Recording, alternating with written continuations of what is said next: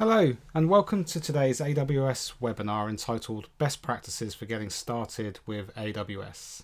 My name's Ryan Shuttleworth and I'm a technical evangelist here at Amazon Web Services, and I'm going to be your host today to take you through the material that we've got to present to you.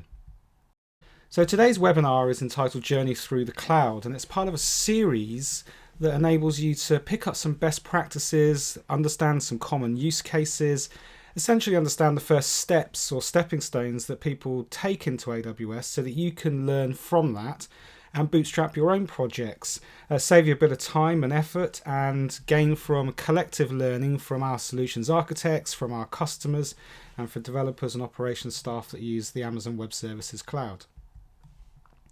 So today's is entitled Best Practice, and this is really all about some simple things to think about when you get started with any project, some technical and also human considerations about how you approach the projects, how you set yourselves up within AWS, and really in essence helping you put your best foot forward from the off, starting in a way that you mean to go on, starting with best practice from the first step. So with that in mind, our agenda is a number of things that you should know when you get started about where you should start within AWS and the things that you should do up front. So let's crack on through those items now. So first thing to really do is to choose your use case well. Choosing the starting point, the project type, the technologies that you first deploy into AWS is a really important thing. Start with things that enable you to cut your teeth in AWS Cloud and learn about the cloud's strengths and learn about its differences versus traditional deployments. So choose a use case that suits you, and the low-hanging fruit can be the easiest way to cut teeth is really the essence of this point. So some common use cases that our customers take that enable them to do just this are things like dev test. So many of us have environments that we're running different forms of our applications, different pre-production environments, different development and integration and build environments and test environments, and that these can get spun up and down really easily on demand in AWS. So a perfect first use case in order for you to deploy your stacks, in order for you to try out things like our services like elastic load balancing, auto scaling, different storage technologies. And you do that away from, if you like, your front of house. You do that in an environment that isn't publicly facing, and it enables you to try out things in a highly sandboxed environment. So many customers will often take dev tests as their first step. Not only that, is that you enable yourselves to become quite cost optimized up front using this for dev tests, because don't forget that you can turn stuff off in AWS just as easily as you can turn it on. So it's easy for you to turn things off at night when they're not being used by developers or operations or test teams. Another great common use case that people start with is backup and DR. Again, because it's something that you can do out of the front office, out of the view of your customers. You can take pieces of your business applications, back office infrastructure, your pieces of your architecture, and try them out in a cloud data center in AWS in order for you to understand those cloud dynamics. You can test failover, you can roll back, you can do all these things, and you can understand how cloud works, again, without it being in front of your customers. Now, many customers of ours approach AWS on a greenfield project basis. So they have a requirement for a new application, possibly a web application, some sort of dynamic web content, and that they take the opportunity on that project to deploy it in a different way. So deploy it outside of on-premise equipment or deploy it outside of things like VPS or virtualized environments. And this enables them from the ground up to embody some best practice of cloud computing in something that's unconstrained. It's unconstrained by previous technology choices, unconstrained by scope, and so on. So great projects are like self-contained web projects, things like document archiving, where you can really explore cloud storage, and greenfield projects are a great place to go if you have those on your agenda. And then there's pain points. So again, many customers come to us saying that they've had a problem at some point with an application. Maybe it's related to scale, that they've had an excess of customer demand for a particular application and they've outgrown the capacity they've had, or they've understood that they've got cost problems in running an application. Now they've been running something for a little while, and that these pain points can be addressed by taking advantage of cloud computing. So moving specific pieces of an application architecture or service that are causing difficulty from a management perspective, workflows, media streaming, document archiving, things like this are great places to start. So choose a use case that suits you on that spectrum. And when you choose this use case, it's useful to plan the evolution of your journey through the cloud. So starting off at the POC type, proof of concept end, where you're really talking about understanding services, maybe testing equivalent performance of the cloud versus on-premise equipment, understanding how to architect for scale and some of the changes you might need to make to take advantage of things like elasticity in the cloud. And then also to break down maybe some barriers between teams that you have in your enterprise, where you might have traditional operations teams and development teams that maybe need to come together to build cross-functional capabilities. Use the POC as a place to sweat all that out and test it out. Then you can move into production, where you're implementing monitoring in the cloud, you're understanding how to do change control and management of your software assets differently, how to understand the security as you deploy into a cloud environment within AWS, and how that maps to internal policies and controls, and how to really implement scalability. And then the last stage on the journey is around automation. It's about creating an environment that's self-healing, that is auto-scaling, that enables you to do zero downtime deployments. And these are three major steps that people take upon their journey into the cloud. And it's useful to set yourself goals along this way so you know where you are on your journey with your chosen use case. And there are certain technologies along the way that can help you achieve this and achieve this with ease, and certain technologies that you might want to skill up on along that journey. For example, starting at a POC with something like Elastic Beanstalk, which I'll talk about later. Moving through to production with things like CloudFormation, where you're scripting your environments and automating them. And at the end of the day, using things like our APIs, our command line tools, to really start making this thing sing and to do everything without human interaction within the system environment. So once you've chosen your use case and you've understood the goals that you're going to set along a journey into the cloud, the next thing to do is to organize your house up front. Get yourself set up with AWS accounts and rights and roles for users in a structure that makes sense and that's going to support you going forward. So you have a number of tools within this environment to enable you to do that. So the first thing is accounts. Create an account structure that makes sense, because you can create accounts and then you can consolidate the billing of multiple accounts into a master account. So you can use accounts like sandboxed environments. So you might have an account for dev, an account for test, an account per business unit for different products and services, and use those accounts where you need to enforce separation, but that you want to have some central point of billing, and that where the tagging of assets or the uses of resources in those accounts can flow up for your own reporting. Then the billing aspect of consolidated accounts comes in, because you can tag resources, you can cost allocate, you can set up billing alerts. So these are all things that doing them up front will enable you to understand who's doing what within your environment, how much certain things are costing you, enable you to make sense of your bills, and also to cost control continually going forward. So if you look at billing settings within the console, going into your account area, you can set your billing preferences and enable what we call programmatic access and CSV reporting. And this will ultimately enable you to drop some data into S3, which is our simple storage platform, which you can then download and use for cost accounting. And if you think about this sort of structure, so a master account, this is the account that you first set up. It has super admin rights over everything within the AWS cloud, and it owns the billing method that you're going to pay your bill on a monthly basis. So think about setting your master account up with an email address, for example, that isn't tied to a person who might leave your company. Set it up to be an alias that's going to be received maybe by your accounts department or the person that's authorized to pay. Then you can set up other accounts and then set up a consolidated billing relationship. So you might set up a Division B account, for example. Again, set another email alias as the admin of that area.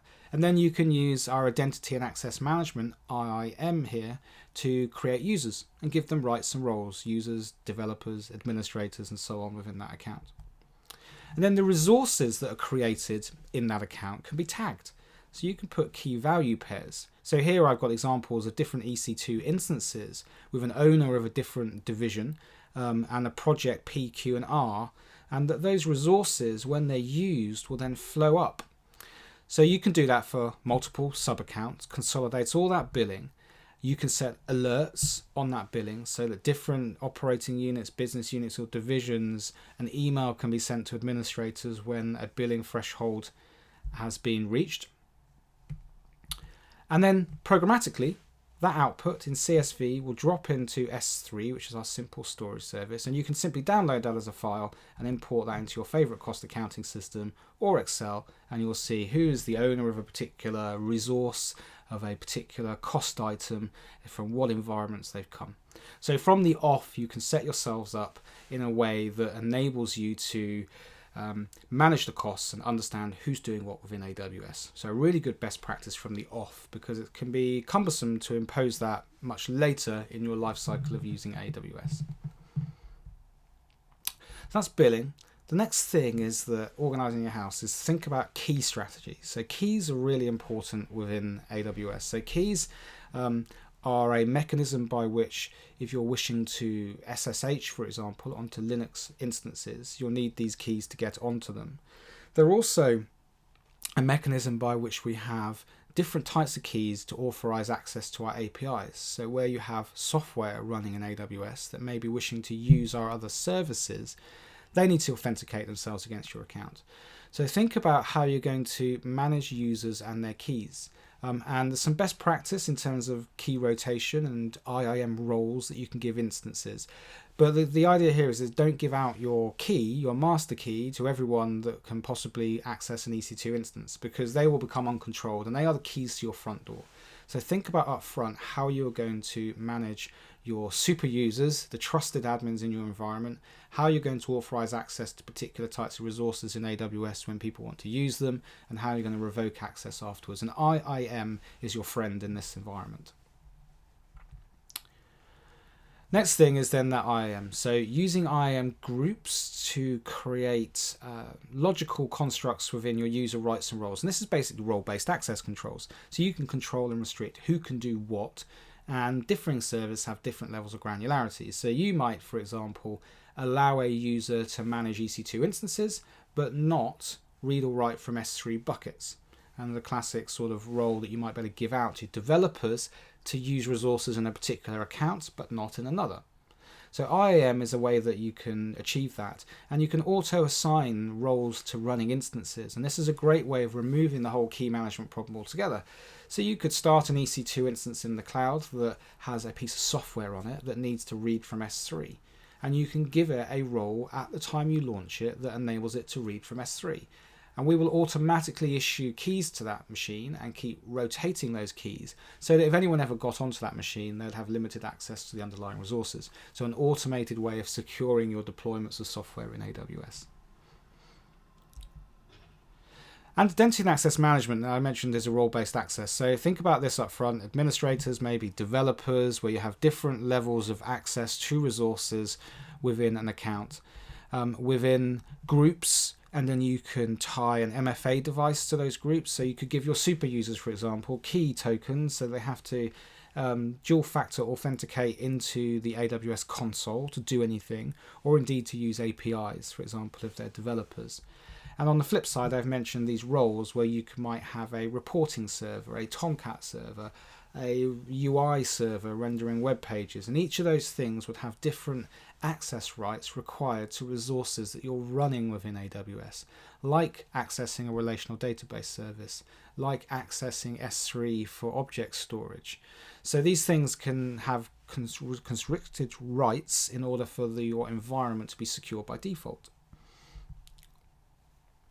And these IAMs are policies. So this is a really simple policy of allowing a number of any action. They're the stars against things like EC2, auto-scaling, S3, simple notification service, and any resource. And these policies can be as complex as you like, and there are wizards to enable you to drive these policies and templates as well. So you can take typical super user admins or typical developer rights and roles and apply these policies to users and groups. And they apply instantaneously. So if you revoke them and these are applied to running EC2 instances, those instances will be revoked too. too, so a great way of locking down the environment. That leads nicely on to step number 3, which is think about security now up front. Think about how you're going to go about understanding the AWS cloud, how that maps to your current info security policies, procedures, and how you view risk within your organization from a technical perspective. The first thing to really note then about AWS in this context is that AWS is a shared responsibility environment. So shown at the bottom is what we'd call our foundation and global infrastructure services, where we take responsibility for how those things are operated, how the network is constructed, how we operate our procedures and controls across the top of it, how we implement our physical and logical security in that environment. And we take care of that and we certify that to a whole range of standards, which I'll cover shortly. On top of that fundamental infrastructure is your responsibility. This is where you run operating systems on EC2 instances. This is where you configure security groups or firewalls within EC2, how you create databases, where you put data in S3, and what you choose to do with those applications that you run in EC2, for example, or how you handle encryption of your data in that environment is really down to you. So you might choose to do client-side encryption, you might have server-side encryption for files, you might use SSL and so on. And the way that you secure your platform, your applications, and how you deal with your application level users and access is down to you, and that's your responsibility. So if you open the front door of your application, that's down to you. Now, we do give you some tools to help you secure this, and we give you best practice guidance on how to go about this. But there's a firm distinction in terms of where our checks and controls and our audited certifications stop and where yours would need to start. So leveraging a shared security model, understand who your customer is and form a security stance is a step on this journey. So what do I mean by that?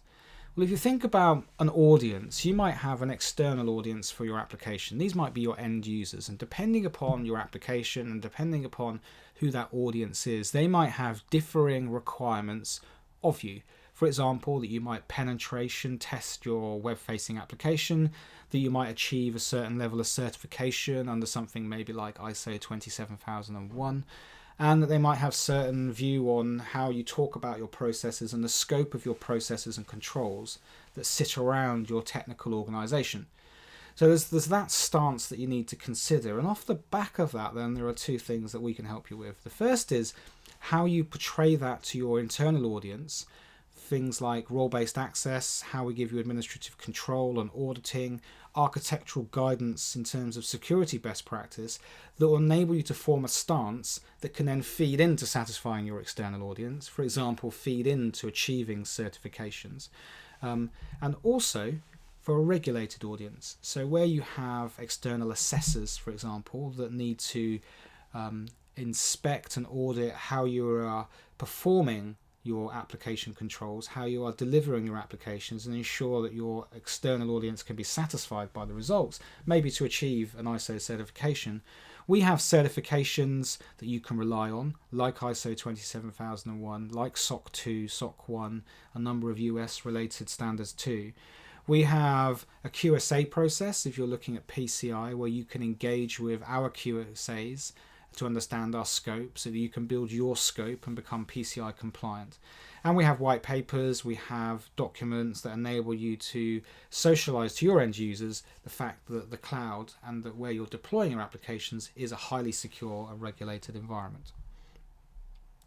So I guess the message from this also, and from experience of going through this a number of times, is that you shouldn't fear security assessments in larger organizations, because AWS meets the highest of standards. So PCI DSS, ISO 27001, SOC 2, and an extensive list thereafter. But with any infrastructure provider, security assessments can take some time. So think about engaging with security assessors if you need to early in the adoption lifecycle. Don't wait a week before you have to deploy your application in front of customers, because typically you're not going to get value out of the process. And value is something you can get out of these processes early as well, because architectural review might change your view on how you deal with data in a shared responsibility environment, might change the way that you build applications or modify your coding principles, for example, around security and review. So engage with them early in the life cycle and get some value out of that process. And of course, I mentioned before, we've got comprehensive materials to support you as well. So go to /security and you can get our risk and compliance paper, our security processes that details how we achieve what we do, our CSA consensus assessment, which is a set of standardized external questionnaire answers that we've given to common questions that can help alleviate stuff. And of course, you can engage with us and contact us on the website if you have specific requirements that you need help with and gain advantage from our specialists being involved in your conversations. The last thing then really is to build upon features of AWS and implement security by design. We give you tools to enable you to secure your environment from the ground up, so use them from the off. And some of those things I've mentioned already, like IAM, so control who can do what within your environment, and control the human aspect of who can maybe turn things off or delete things within AWS. Think about the instance credentials that you have for APIs and use IAM roles in order to secure those credentials on running instances. And you can also do things like temporary credentials, so giving developers API access with a key that's only going to last a certain period of time. And we give you the tools to give you control over that tiered human access. But on the technical side, we have firewalling equivalents in terms of security groups. So you can control what access can be made from what instances to others or to the outside world, and really control this in a way that actually you can audit your entire environment, because you could use our APIs and command line tools to programmatically create an inventory of what has access to what within your environment. So at a click of a button, take a snapshot of the running state of your environment from a security perspective and use that as part of your audits and checks and controls. We have VPC, so if you want to go down a level into network control and subnets, you can do that. And then some best practice might be to create things like Bastion hosts that are only turned on when you need to access instances within your running environment. And all other times there's no access enabled from the outside world. And if you need to, you can do direct connect. So perform a private non-internet connection from 1 gig to 10 gig in size, and many of those ports as you like, between your data centers and the AWS data center. So guaranteed bandwidth, very consistent latency, and secure by default. Okay, so you've set up your account, you've chosen your use case, you've organized billing, you've thought about security up front. The next thing then is to architect to use cloud strengths. So quite often people will take an application that exists in its current form and move it across, and then they'll look at the process by which they can leverage the cloud in order to make it more scalable, more cost optimized, more flexible. And there's a number of things that you can do up front around assessing applications to try and understand which applications you should lift and shift, or which applications you maybe should spend some time on up front in order to benefit from these cloud benefits and strengths. So review your application architectures early as an obvious first step. So assess them for fit for the cloud. So think about things like, well, do I have variable capacity requirements? Is this thing something that is I know that I've got heavy demand at particular times of the day or the week or the month, where elasticity will really, really help. Is this a standard technology stack? So a classic LAMP stack would be a perfect candidate for moving across. But also we publish these things called reference architectures. So reference architectures on our website give you common application architectures, whether it be batch processing, whether it be media encoding, whether it be e-commerce or content management systems. Have a look at those reference architectures, because we give you the guidelines on how you should shift those things generically into AWS, the sorts of services that you should consume, and how to set things up from an operational perspective.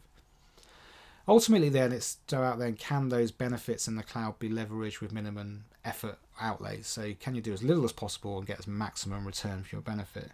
So there are things that you can do on a simple lift and shift basis, maybe for a classic web app that just ports over very nicely, but in order to reduce costs, maybe to reduce the instance sizes it's running upon, or to improve performance for customers that are around the world, you could consider using S3 and CloudFront to simply host static content and distribute that to around the world, immediately giving you cost savings on the back-end servers and giving you performance boosts for your applications. That leads nicely into cost savings. So will use of this application in AWS yields some cost savings or agility improvements. So can I do faster dev test cycles, for example, by moving this environment into the cloud? Can I get rid of some CapEx in the environment because I don't need some physical kit? So these are all big tick boxes along the way. And then ultimately where you want to be heading for in these assessments is, can automation really improve the overall security stance, improve the agility of my environment, and reduce the burden on operations? So you think fully scripted deployments, one-click deploys of new application code to customers and rollback. Think about the IAM and EC2 instance roles, rolling deployments behind Route 53 as our DNS provider or our Elastic Load Balancer.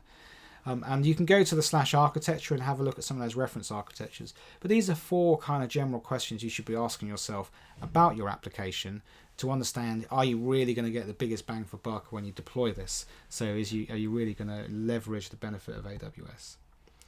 So some of the things along those questions you'll be asking yourself is, or some of the things you might have to adjust your applications for, is the ideas of disposable compute. So EC2, the Elastic Compute Cloud, the place where you can run Linux or Windows distributions, when you deploy into it, you should be thinking about designing for systems that can suffer instance loss, or server loss as we call it. Because our best practice would mean you spread thinly small instances to make highly available applications. Sometimes those things can come and go, whether you're scaling out or scaling back, or there are failures. So think about upfront of the ability or the more fungible nature of your compute environments. They can come and go. So the idea you could dispose of compute when it's not needed, and that'll drive some differences in how you architect to build around the cloud. Flexible capacity leads off that. If you've built to enable disposable compute, you can now be elastic because you can grow. You can double the pool of servers to support a load, and when you're done, you can halve it. So you can throw compute away. So you've designed for systems that potentially scale from nothing to hundreds of instances, or use auto-scaling events and scheduling to drive capacity. Cost-effective and reliable storage is another thing you want to think about in terms of your application architectures. Things like S3 become a perfect backbone for your applications versus typically putting files on storage area networks maybe for serving up static content. So think about that, and think about scaling databases of RDS or DynamoDB. These are highly cost effective when you take in the total cost of management of databases, of clusters, of servers to support these tasks if you run them yourself on EC2. And then automation and control. So automate everything as a common theme, and this should always be your goal in the journey within AWS, because you will achieve economies of scale in your operations teams. You will achieve much higher availability, customer satisfaction as a result if things are automated and there's less room for human error, or there's less time taken to recover from any problems. Another thing that is really important technically to consider on this journey when you are considering moving an application into the cloud or moving a workload into the cloud is something called bootstrapping and custom Amazon Machine Images, so AMIs. So an AMI is something that you can bake software into and bake a configuration of a running instance and create a freeze-dried copy from it, which you can then reconstitute many running instances from. And bootstrapping is a concept by which you can have an instance start and for it dynamically to configure itself. And if you like, there's a spectrum here and a balance between bootstrapping dynamically versus baking into a machine images. So a classic process would be for creating an AMI might be to create an instance for an OS of your choice like Linux, configure that environment, install some software. You'd then create the AMI from that instance, and then you would launch fully configured instances from that AMI, maybe as part of a manual deployment, a programmatic deployment, but also as part of auto-scaling, where auto-scaling needs to know what it should launch when it launches new instances. So that's a classic process of baking something in. But if your environment's changing a lot, you're going to want more dynamicism in that, because you don't want to maintain AMIs all the time. And there's a service you should be aware of in your thinking called the metadata service, where an instance, when it starts, can request some information about itself, like its ID, its hostname, instance ID, and so on. But most importantly, you can drive something called user data in via that metadata service. So if you think about the balance between baking some software into an AMI, maybe it's baking your standard build of Linux and it's secured in a particular way, and this is what you deploy as your golden master. And when an instance starts, via metadata service, you fire in some user data. And this example, I fired in a bash script, or indeed I could execute PowerShell on a Windows instance. Now that bash script will be executed on launch, and in this case I'm installing a web server, turning on as a service and starting it. So you can do things around any type of data in user data, and then you can unpick that data in your initialization scripts on an instance and configure things. And the things that you can do are quite varied. So you might install software like I've just shown you. You might pull application and packages from S3. You might publish metadata to different monitoring systems. You might install monitoring agents when this thing comes up and configure them. You might pull latest security profiles, again, from a config from some source store and configure it. And the range of actions you can do are pretty much limitless. And using things like the PowerShell SDK or command line tools on commandlets, I should say, on Windows, or using simple bash scripts or Ruby or Python or any of the environments installed on an Amazon Linux instance, you can configure these instances to your heart's content. And the balance will be around the time you want to spend doing that in terms of how quickly this instance wants to come up versus it having been baked in the AMI in the first place. And this is a really important concept to get your head around up front, because without this sort of idea, managing large-scale auto-scaling, for example, can be tricky. So summarizing some of those architectural best practices, again, is that you should be thinking about multiple availability zones. So think about splitting your application at a basic level into two. So rather than one large instance, have two medium instances. It costs the same, and you can deploy them across two availability zones. Use things like relational database service in a multi-AZ fashion, and with things like read replicas where you need it for performance. So move data tiers in a classic web app into a managed database service and enable or let us take on multi-availability zone HA configuration of failover for you, and things like point-in-time backups along the way. Use auto-scaling groups, even if auto-scaling groups at this point are simply to maintain a set number of instances in a group. So you might have an auto-scaling group with a minimum of 2, a maximum of 2, so that if any instances fail, you can know that auto-scaling will replace them. And you can put bounds on those, so it might be min 2, max 10, for example.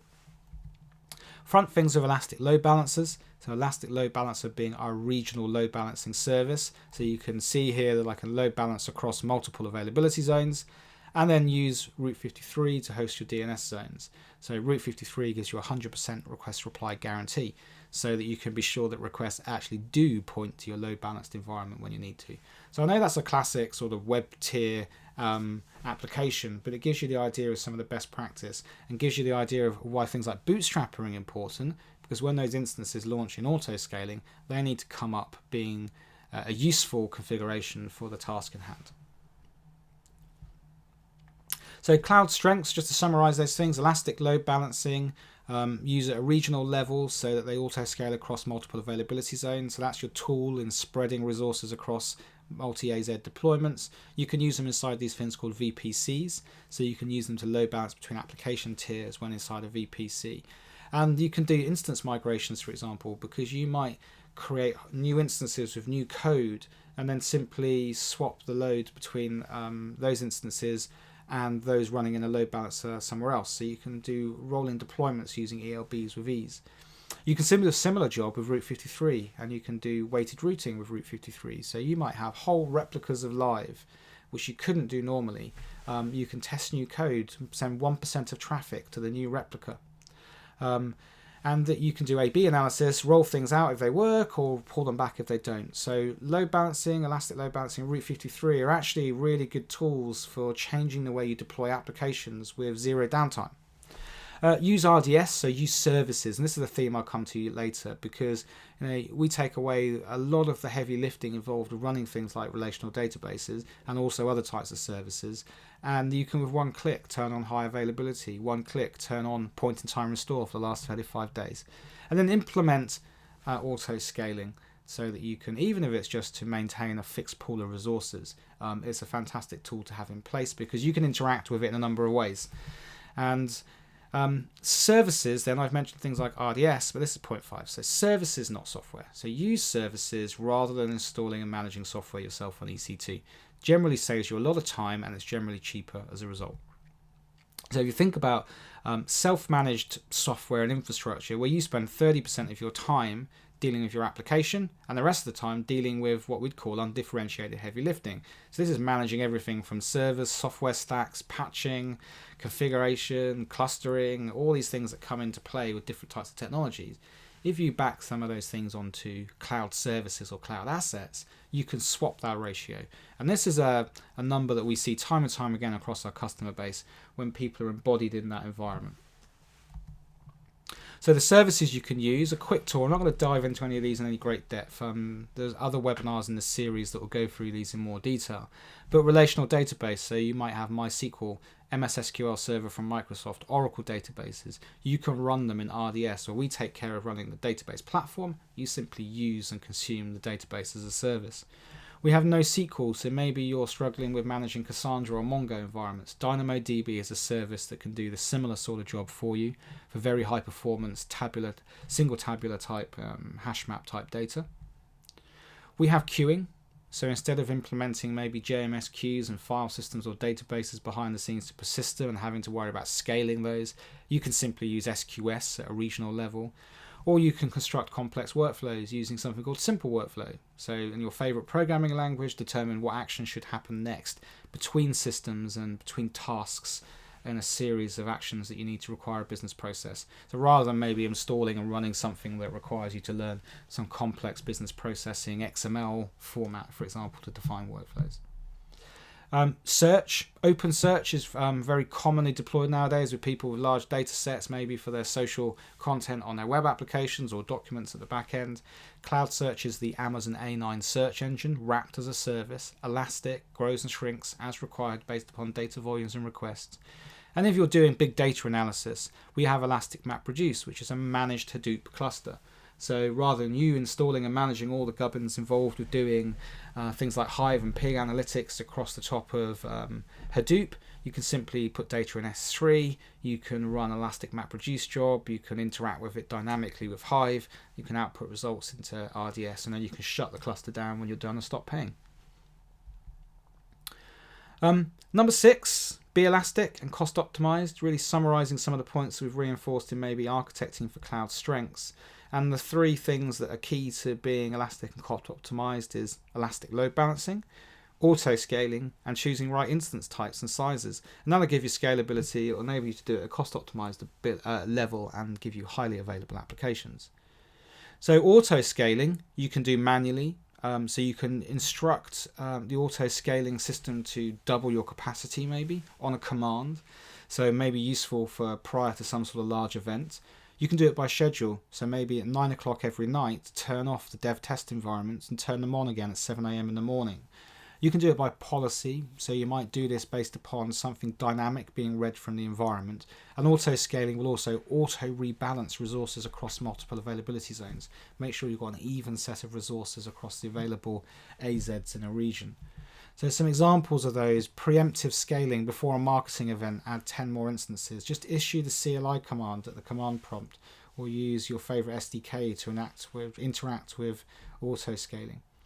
By schedule, you can maybe go from 0 to 2 to process an SQS message on queues. So at every night, add the capacity to process some messages on a queue, or every night on Friday when everyone uses my mobile application, double the resources I have, and then on Monday take them away. And by policy, you can do everything from average CPU across a set of resources in an auto-scaling group to the queue depth, maybe on an SQS queue. So as the queue gets deeper, you're obviously not processing things quick enough, add some more resources to a group of task nodes that are reading off the queue. You can even do things like look at the latency as seen from an Elastic Load Balancer. So as it appears your back-end web service is slowing down, then add a few more to the pool to take the load off the general group of them. Instance types, really important then to be cost optimized. You can get instances on demand and you pay a price for the instance size you're using. And that's what we call on demand on the left. But there are 2 other types of instances that you should be aware of. First of those being reserved instances. So you can reserve an instance type, and it's a billing mechanism that will apply retrospectively to your account. So if you've bought a reserved instance for a large instance in the EUS region running in availability zone A out on type Linux, and if you're running that instance type, we will then give you a discount on the hourly rate depending on how much you paid up front. You can have 1 or 3 year terms, and there are different utilization RIs as well. So you might have a database server that is running all of the time. Okay, it's never turned off. In which case you could buy a 3-year reserved instance for that instance type of a heavy utilization, and we will give you the maximum discount on the hourly rate. So you can have huge savings by applying RIs to your account. But likewise, if you're doing something like Elastic MapReduce, or you've got exceptional workload to process maybe off the back of an SQS queue, you can spin up instances on the spot market. So the spot market is our excess capacity. The price of those resources vary depending upon the supply demand at that point in time. And you can bid on resources. And if you bid a certain price and your bid is above the market price, you'll get those resources. The gotcha is that if your bid goes below the market price, we will take those resources away. So think about use cases that are interruptible or that they are fault tolerant by nature, like EMR, but you can get drastic savings by using spot instances to support those workloads and then throw those resources away when you're done. Point 7, use frameworks. So we've got a number of frameworks within AWS that enable you to build upon the technical capabilities in AWS and coordinate resources, help you manage resources. And all built really upon the fact that everything is programmable within AWS. It says it in our name, Amazon Web Services. Everything is available via Web Service API, and we wrap those in command line tools, in your favorite programming languages, and so on. So you can achieve the highest level of automation sophistication yourself using these APIs. But these very same APIs that we wrap up into a number of different services that I'll take you through now that help you get on top of managing your AWS environment from different perspectives. The first of those, of the 3 that I'm going to talk around, is Elastic Beanstalk. And Elastic Beanstalk effectively gives you a managed application environment. So we'll create EC2 instances to run your application code. We'll create auto-scaling groups for them to live within. We'll front them by Elastic Load Balancers. We'll create relational databases behind the scenes to populate your models maybe from a Ruby on Rails application, and give you an environment where you can deploy a new app straight from your IDE if you wish to, or via a Git push. So you can download a plugin for Visual Studio or Eclipse. You can deploy your code version to a Beanstalk environment, be that a Java app, a Python app, a Ruby app, a .NET app, and so on, a PHP app, and deploy them to those environments, and then you can manage those environments in a single way. So all the underlying resources are created in a model way by us. They are best practice, but give you a framework for the total management of a scalable web application. So you can get going really quickly in that environment. You can do version updates and rollbacks, log consolidation, all comes part and parcel of Beanstalk. On the other end of the spectrum, we have CloudFormation. And CloudFormation enables you to declaratively define anything within the AWS environment for creation and scripting. So whether it be the simple configuration of a server and the software installed upon it, or whether it be a whole system of hundreds of servers, including DNS registration, load balancing, and so on. You do that in a CloudFormation template, and there are loads of these template libraries online for you to have a look at, and that we then allow you to parameter drive these templates so that you can have UIs within our console that will choose what resources are being created and drive them from user input. That gets pushed into the CloudFormation framework, and then you get a stack out the other end, which is a whole set of managed AWS resources. It's got this transactional creation process around it. So if anything becomes a problem in that deployment, the stack is rolled back. You can update stack, and it's got comprehensive service support. So this is used by people to maybe coordinate their environment and integrate with other frameworks like Chef, Puppet. They maybe even deploy Beanstalk environments from a CloudFormation template, so they can control what developers have access to. But just recently, yesterday in fact, we were pleased to announce a new service called OpsWorks. So this is a combination really of the two sort of elements, and it's a framework for managing AWS resources. A similar idea of managing a stack, which is your managed environment on the left. Maybe you have a production environment or a test environment. That's what your stack is. And within a stack, you create layers. So layers are blueprints of collections of resources. So you might have a web server layer. You might have a reverse proxy layer. You might have a database layer. And all of these are collections of resources that you can stack up as part of forming the stack. And then within those layers, you can deploy applications, your application assets, and you can choose maybe where to pull code from dynamically from Git or a Subversion repository.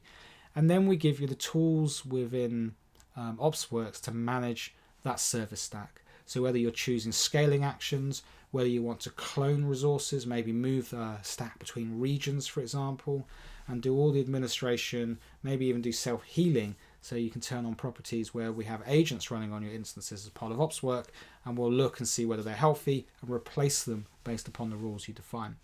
And this is all based upon Chef behind the scenes. So you can put your own Chef recipes in here. So if you've already got Chef assets, OpsWorks is a great new order, if you like, of management framework within AWS. So I encourage you to have a try with that. It's a super service. And then last one, to close off really the process of getting started here and best practice, is get supported. So often forgotten about is the fact that AWS has some really good support packages. They're all pay-as-you-go, monthly basis support packages too.